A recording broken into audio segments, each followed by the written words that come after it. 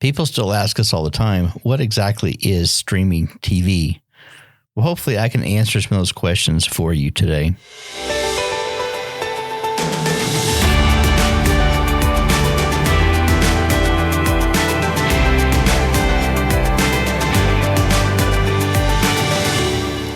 Welcome to 10-Minute Tech Tips, an HCTC podcast of topics that I think you might like. I'm your host, Kerry Sutton, and I'm part of the community relations and marketing team here at HCTC. I welcome your comments, so feel free to reach out to me at podcast@hctc.net or give me a call at 830-367-5333. Okay, so in a nutshell, streaming TV is simply the standard TV that shows that we know and love delivered over an internet type connection. To put that in perspective, satellite TV is TV delivered via a satellite. Cable TV is TV delivered over a cable internet, if you will.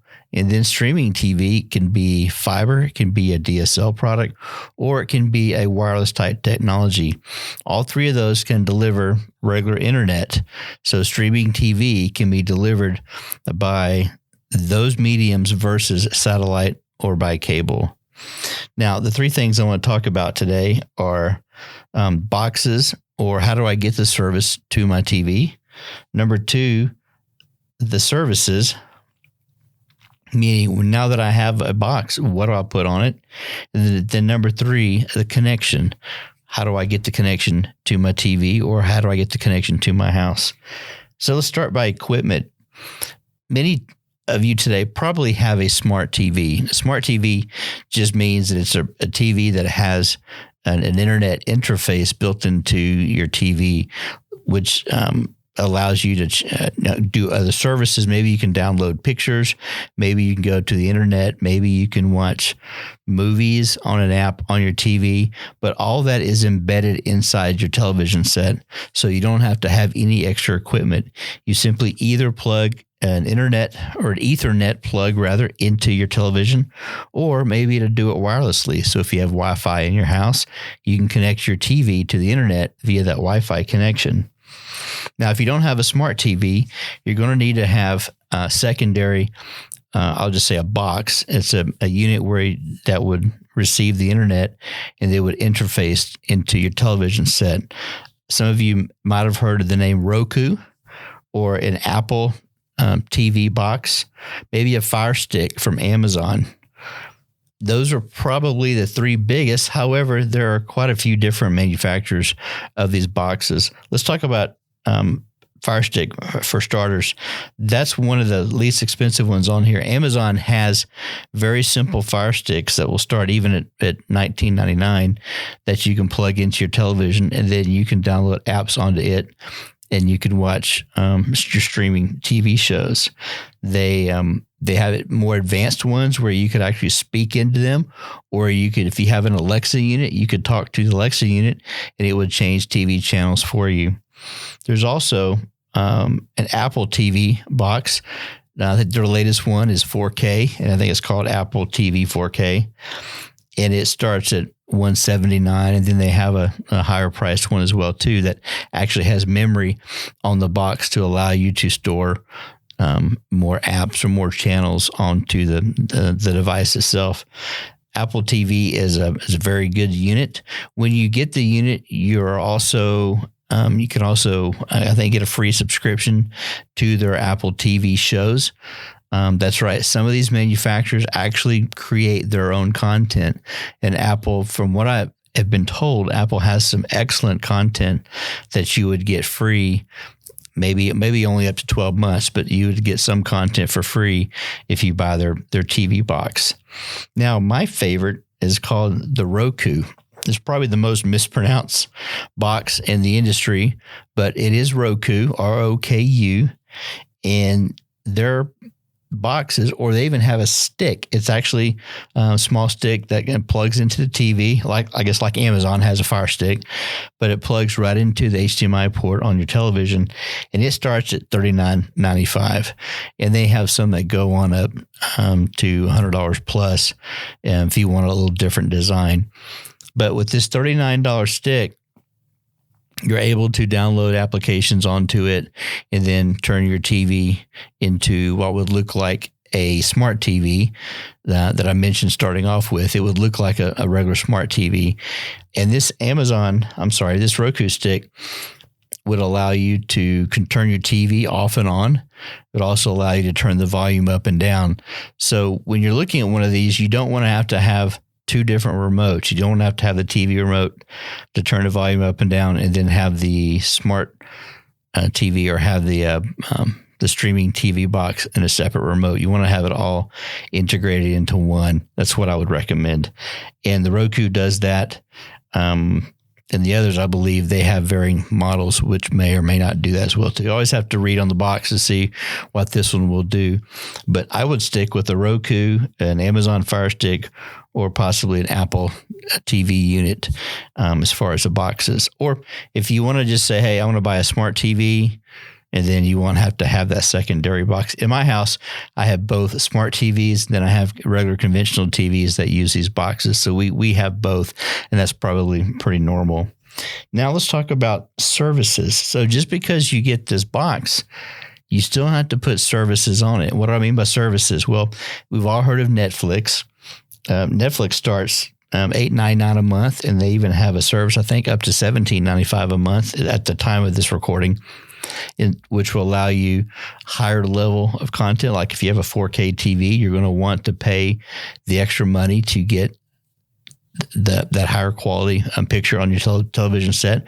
Or if you have multiple rooms in your house, you're going to want to pay the extra so you can use that Netflix account on multiple TVs. Then let's talk about Hulu. Hulu has a lot of the traditional TV shows, the network TV shows that you can watch. I think sometimes it's like a day later because it's not live TV. However, a lot of these services are coming out with a live TV product. This changes almost every day, or certainly every quarter. Somebody is adding a new service to their product.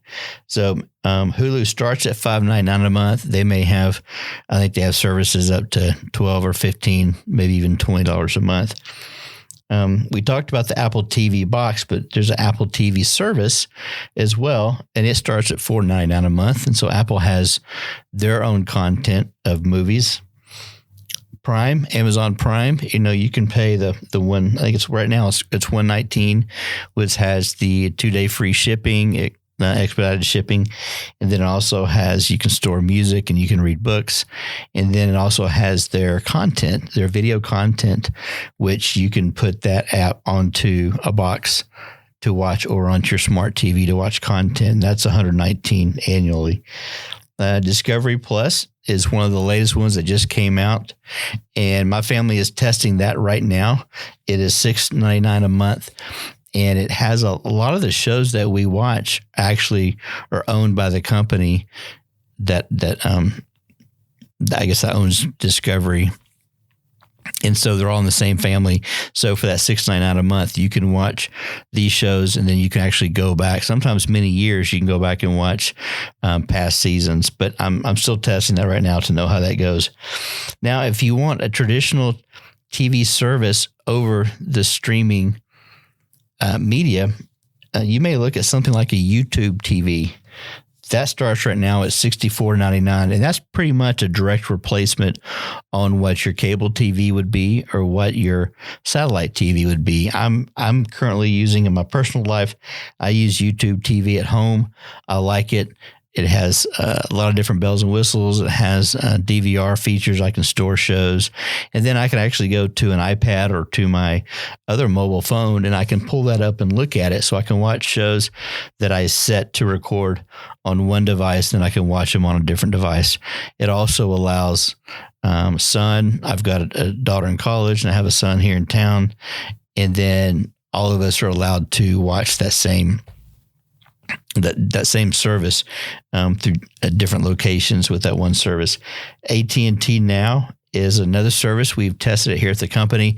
This is the DirecTV product that now has been rebranded with AT&T now. It starts at about $69.99, and it will go all the way up to $140 a month. And I think you can add HBO and some other paid shows like that. You can add it to that product, and still you can watch that on your mobile device if you want to, especially if you have an AT&T phone. You may also be able to get a discount with AT&T now. So those are a lot of different options. Now, one thing to keep in mind, if you've got a $50 cable product at your house and you decide, hey, I'm going to get rid of my cable TV, you need to keep in mind you're going to have to pay for an internet product, plus you're going to have to pay for one of these services to watch on that on your internet. So maybe I didn't say that right. Don't just by thinking cutting your cable, you're going to save all this money. If you still want to watch TV, you're going to have a TV provider. And either you're going to watch a delayed TV service like a Hulu, or if you want live TV, you're going to have to pay for something like a YouTube or an AT&T TV. And those may just be the same amount or even more as what your cable TV provider was. So make sure you look at all the pricing before you move from one platform to the next, because it doesn't always save you money. Many times you'll hear people that say, well, I've got YouTube TV, and then I've got my Prime account, because of course, people buy things from Amazon. Then they say, well, I have to have I have to have a Netflix account.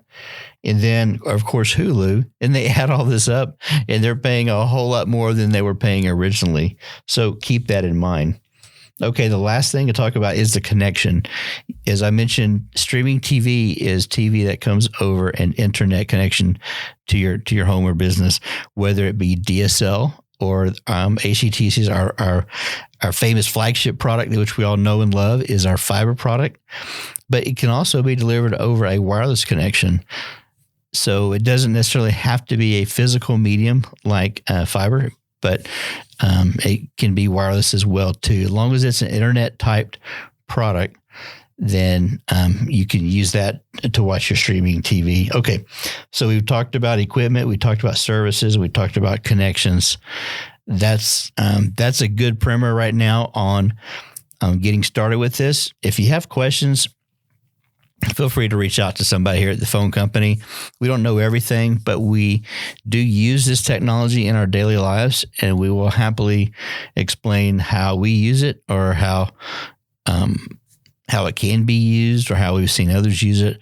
And if we don't know, we'll find out. That's what we do. So thank you so much for joining us today. If you want to reach out to us, HCTC or podcast at hctc.net, or calling us at 830-367-5333. Let us know if this is helpful, or if you'd like us to talk about something else, please let us know that as well.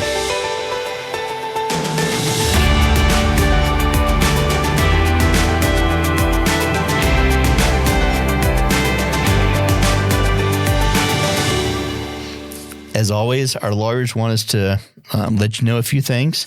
So keep in mind that this podcast should not be copied, distributed, published, or reproduced either in whole or in part without the express written consent of HCTC. Any inquiries relating to the podcast should be directed to the manager of community relations, that's me, at podcast@hctc.net. Thank you for joining us today. We look forward to talking to you again.